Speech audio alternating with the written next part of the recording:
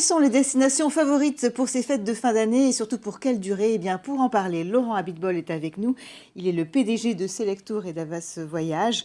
Alors, quelles sont les tendances de cette fin d'année? Qu'est-ce que vous avez pu remarquer? Est-ce qu'on est plutôt neige, plutôt soleil? Qu'est-ce qu'on fait? On a les deux. D'abord, les Français partent beaucoup à l'étranger. Les Français partent beaucoup, ils vont très loin. Même si Noël est une fête de famille quand même. Maintenant, on arrive à faire Noël à l'étranger. Maintenant, ça est en train de se démocratiser, les vacances. Donc, on va loin, on va au soleil, l'île Maurice, l'île de la Réunion et la Thaïlande. La Thaïlande qui est devenue le soleil pas très cher pour les Français parce qu'on peut partir en fin d'année une semaine en Thaïlande pour 1 200 €. Donc, c'est pas très cher. Et puis, ce qui est un renouveau des destinations qu'on considérait à l'époque à risque, c'est la Tunisie.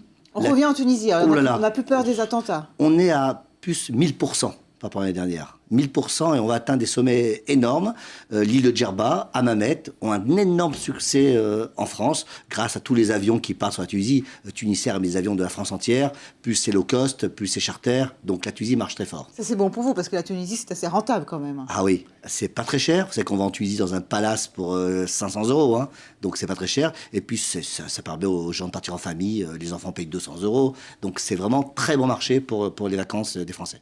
Et alors, est-ce que les durées changent également? Est-ce que les gens maintenant partent pour des durées plus courtes? Fin de l'année, ça reste élevé. Ça reste du 8-9 jours quand même, fin de l'année. Les ponts, février, mars, avril, oui. Mais fin de l'année, on reste du 8-10 jours. On part loin, mais longtemps. Alors, il y a un autre phénomène que vous avez noté, c'est le retour vers les agences. Alors, les gens, finalement, donc, utilisent à la fois Internet, évidemment, mais également aiment bien quand même pouvoir checker toutes les modalités de leur voyage en agence. Pourquoi, alors? Exactement. Internet devient un média. On se renseigne sur Internet, on voit ce qu'il y a sur Internet, mais après, on va en agence réservée. Cette année, nous sommes 4000 agences de voyage en France, et la moyenne d'augmentation a été de 12%. C'est-à-dire notre chiffre d'affaires a augmenté de 12% parce que les Français reviennent au conseil, reviennent à l'humain, reviennent à une présence physique d'une personne. C'est tellement important quand vous avez une galère en vacances, vous savez à qui appeler. Et ça, c'est important. Internet, pour nous, c'est pas notre ennemi, mais c'est un moyen, c'est un média pour nous. Internet nous envoie des clients et c'est ce qu'on est en train de faire avec tous nos sites, du web to store. Le web nous envoie des gens en boutique. Et en plus, que ce soit Selectour ou Havas, on refait toutes nos boutiques. On a des boutiques modernes, on investit chaque année des millions d'euros pour ça, des belles boutiques, et ça fait envie de rentrer.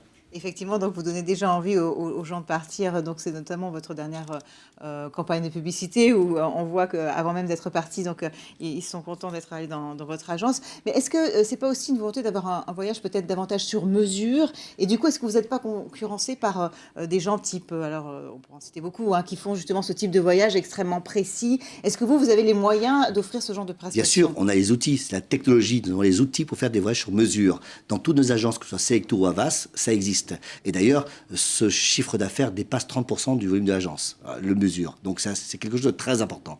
Voyage sur mesure. Les gens veulent des choses précises, faire un trek sur une mer ou bien faire de la survie en Amérique latine. Il y a plein de choses qui existent et on trouve chaque fois l'originalité.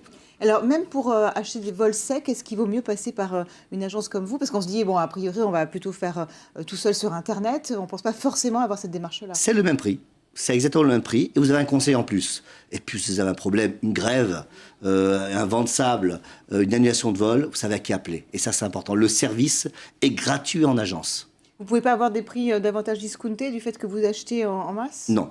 On a les mêmes prix que sur Internet, ce qui est déjà très bien, mais le conseil en plus. Et croyez-moi que le conseil, c'est important. Un dernier mot sur cette fin d'année. Vous nous avez parlé beaucoup de l'étranger, du soleil, peut-être moins de la neige. Est-ce que les Français vont moins au ski? Alors, les Français vont beaucoup au ski. Cette année, c'est une grande année ski.